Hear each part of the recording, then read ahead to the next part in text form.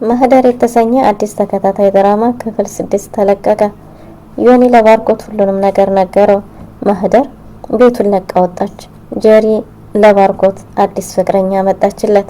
ሰላም ሰላም፣ ወዲና የተወደዳችሁ ፋፊቲው ቤተሰቦች እንደምን አላችሁ? በያላችሁበት የዓለም ዳርቻ ሰላማችሁ ብዝት ትርፍርፍ ይበል እያልን ዛሬም በአዲስና እናንተ ትማሩበታላችሁ እንዲሁም ደግሞ ዘና ትሉበታላችሁ ያልነው አዲስ ነገር ይዘን መጥተናል። እናንተም በቅንነት ላይክ፣ ሼር፣ ሰብስክራይብ እያደረጋችሁ አበረታቱን። ቤተሰብ ያልሆናችሁ ቤተሰብ አድርጉን።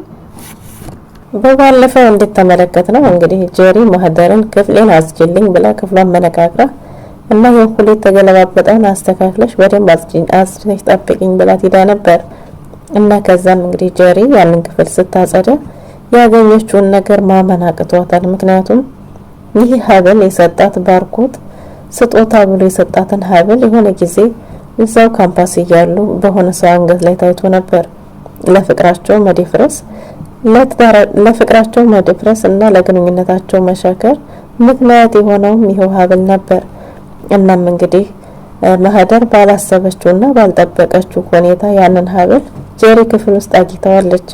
ከዛም ጀሪ ምንድነው ያልሽው የደበቅሽው ብትላትም ድንገት ደርሳ ምንም እንዳልያዘች ነግራት ዮኒ ጋር ሄዳ የተፈጠረውን ሁሉ ነገር ትነግረዋለች። እና ዮኒም እንግዲህ ነገሮች እንዳይበላሹ እዛው በነበረበት መልሹ እንዳታይሽ ብሎ መክሮ ሸኝቷት ነበር። እሷም ወደ ቤት ከተመለሰች በኋላ ቀድማት ደርሳ ስለነበረ እቃ ጠፋኝ፣ እቃዬን ይቺ ሌባ ወስዳብኛለች ብላ ክፍሏን ልታገላብጥ ስትገባ ባርኮትና ማህደር ተከታትለው ገቡ። እና ከዛም እንግዲህ ስትፈልግ ሰዓቱን ከቦርሳ ውስጥ ሲወድቅ እች ሌባ ሰዓቴ ብላ ከዛም ቀጥሎ ግን ሀብሉ ሲወድቅ ሀብሉን ሁላቸውም ያዩትን ማመን አቅቷቸዋል። ማህደርም ባርኮትም ምንድነው የተፈጠረው ንገሪኝ ቢላትም አልነግርህም ብላ እምቢ ስትለው ሲወረውራት እሷም ሀብሉን እንዳያገኘው ወርውራው ነበር። እና ከዛም እንግዲህ ምንድነው የተፈጠረው ሀብሉን ማህደር አገኝታው ነበርና እሷ ይዘው ባርኮት ሚያየውን ማመን ስላቃተው ክፍል ውስጥ ገብቶ ሲፈልግ ነበር። እና ከዛም ማህደር ስትደርስ ይሄን የምትፈልገው ይሄውና ውሰደው ስትለው አይ እኔ ገርሞኝ ነው እንጂ ለውስደው አልነበረም፣ ይሄ ያንቺ ነው፣ ባንቺ ላይ ነው የሚያምረው ብሎ ሀብሉን ሲያደርግላት ሀብሉን አንገቷ ላይ አድርጎላት እንግዲህ መልሳ ማህደርን ስታያት ጀሪ አንገቷ ላይ ታያለች። ጭራሽ አንገትሽ ላይ አይሽው ብትላትም አይ ባርኮት ነው ያደረገልኝ፣ ከዚህ በኋላ ከአንገቴ ላይ በምንም ተአምር አይጠፋም ብትላትም እንደዛ ከሆነም አሳይሻለሁ አሁን አውጪ አለዛ ገንጥዬ ጥለዋለሁ ብትላትም እንግዲያስ ይሄን የምታረጊ ከሆነ አንቺ ክፍል እንዳገኘው ተነግሯለሁ ስትላት እፈራለሁ ሰባራፍ እንዳይቀድምሽ መፈራ ከሆነ ብላ ከአንገቷ ላይ ገንጥላ ብትለውም አንስታ ማህደር በእጇ ይዛው ነበር። እናም እንግዲህ ባርኮት ያየውን ነገር ማመን ስላቃተው ተነስቶ ዮኒ ጋር ሄዶ ሲጠይቀው ዮኒ ሁሉንም ነገር ነገረው፣ ማህደር የነገረችውንም ጭምር። ማህደር ጀሪ ክፍል ውስጥ ሀብሉን እንዳገኘችውና ከካምፓስ ጀምሮ የተያዘ ነገር እንዳለው አሁን ደግሞ ጀሪ ውስጥ በምን እንደገባ ግራ ስለገባት እሱን ሁሉ ነግራኝ ነበር። ጀሪም መታ እንደዚህ ዕቃ የጠፋ ስትለኝ እዛው ቦታው መልሳ እንድታስቀምጠው ነግሬያታለሁ ብዬ ሸኝቻት ነበር ብሎ እንግዲህ ዮኒ ለማን ያገዘ እንደሆነ አናቅም፣ ለእውነት ወይስ ከዛ ቤተሰብ እሱ የሚፈልገው ነገር አለ አላቅም።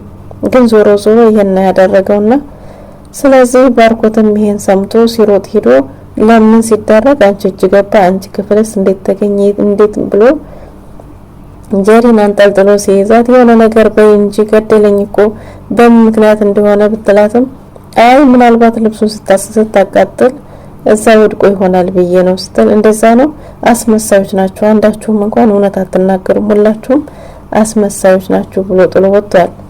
እናም እንግዲህ ከዛም በኋላ ማህደርና ዮኒ አንድ ላይ ቆመው ሲያወሩ ድንገት ይደርሳል ባርኮት መጥቶ እናንተ ልጆች ግንኙነታችሁ አልጠነካልብንትና አልጠና ምንድነው እናንተ ተደባብቃችሁ ብትገናኙም ግን ደግሞ ፈጣሪ ያገናኘናል ምናምን ብሎ ዝቶና ጮሆ ሲሄድ እንግዲህ ዮኒ እንዳሰብከው አይደለም ባርኮት ተረጋጋ፣ እንዳሰብከው አይደለም ሲለውም እንዳትነካኝ እንዳትቀርበኝ ብሎ አንድ ቦክስ ተቀማመሱ እና ከዛም ማህደር ገላግላ ሁሉም ተለያዩ።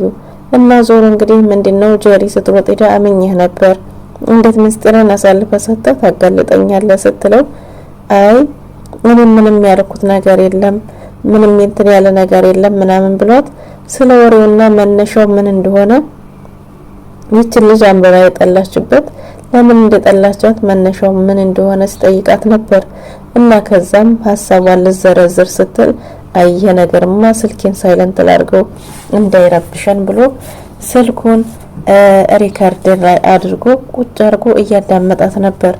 እና ከዛስ ሀብሉ አንቺ ጋር እንደደረሰ ሲላትም በዩኒቨርሲቲ ተማሪዎች የሆነ በርዝዴ ላይ ነበርና እዛ ሌላ ሰው ጋር ላሳድራት እና ቪዲዮ አምጥቼ ላሳየው ብፈልግም እሱ ግን ቢሰክርም ሊለቃት አልቻለም። በዚህ አልሆን ሲለኝ በካምፓስ በጓደኞቿ ተማሪዎች ያለውን ነገር ሁሉ ነግሬያቸው እንዲያረጉት አደረኩኝ አለች። ለምን ጠላሻት? ምክንያቱ ምንድነው የጠላሽበት? ሰም እንግዲህ ጀሪ ለየኒ ሁሉንም ነገር ነግረዋለች።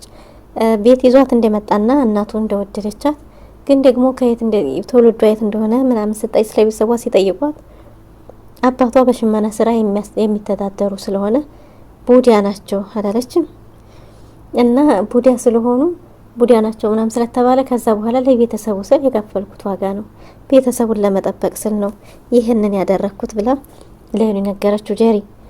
ዮኒም ከዛስ እያለ አንድ ባንድ ሚስጥሩን አስጨርሳት። ከዛስ እንዴት ሆነ ሌላ ወንድ ጋር ለማሳደር በስካር መንፈስ እንዲሆን ከሷ መለየት ስላልቻለ ወደ ክፍል ጓደኞቿ ሄጄ እንዲያግዙኝ ያደረኩ። መጀመሪያ አካባቢ እምቢ ብለውኝ ነበር። ከዛም እሷንም እነሱንም እንደምትበላቸው ስነግራችሁ ተስማሙና ያንገታ ብሏን በእነሱ በኩል አስወጣሁት። እንደዚህ ለቤተሰቡ የከፈልኩት ዋጋ እንጂ እኔ ምንም አይነት ጥፋት የለብኝም ብላለች። እናም እንግዲህ ዮኒ ይህን ሁሉንም ነገር ሪከርድ ካረገ በኋላ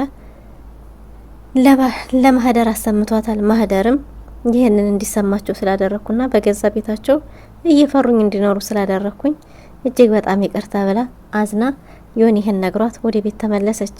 ከዛም እንግዲህ ባርኮትንም ጠርቶታል።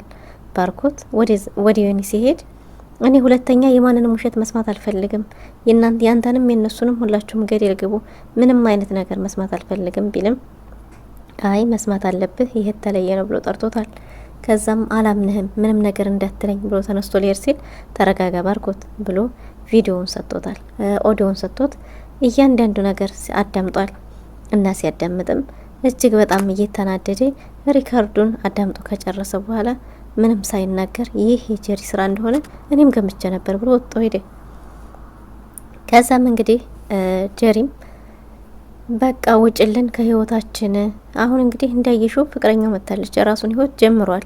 ስለዚህ እባክሽ ተይን፣ እባክሽ ውጭልን፣ ባንቺ የተነሳ የቤቱ ሰላም መጥፋትና የቤቱ መታመስ አይታይሽም ብላም ስትላት እንግዲህ ጀሪም ማህደርም በጣም ይቅርታ ይህ እንዲሰማችሁ ስላደረኩ በገዛ ቤታችሁ እየተሳቀቃችሁ እንድትኖሩ ስላደረኩ ብላ ወዲያውኑ ከአንደበቷ ቃሉ እንደወጣ ነበር እቃዋን ይዛ የመጣችሁ። እንዴ በዚህ ፍጥነት ምንድነው ስራት? አይ ነገ ጧት ለመሄድ ያስቤ ነበር፣ ግን ካልሽ አሁንም ምንም ችግር የለውም፣ በጣም ይቅርታ እሺ፣ በገዛ ቤታችሁ እንዲህ አይነት ስሜት እንዲሰማችሁና እየፈራችሁ እንድትኖሩ ስላደረኩኝ ብላ ጀሪንም አስደንግጧታል የማህደር ውሳኔ። ማህደርም ወዲያው ወስና ጥላወት ሄዳለች። ማህደር የት ታርፍ ይሆን? ማረፊያ ሌላ ዘመድ የለኝም ብላ ነበር ከዚህ በፊት። እናም ደግሞ ፍቅሯን ለመመለስ ጎንበስ ቀና እያለች ነበር። አሁን ላይ ደግሞ ባርኮት ነገሮች እየገቡት ስለሆነ ሁኔታው እየተገለጸለት ስለሆነ የጀሪ እጅ እንዳለበት ስለገባው እየተረዳት ነበር።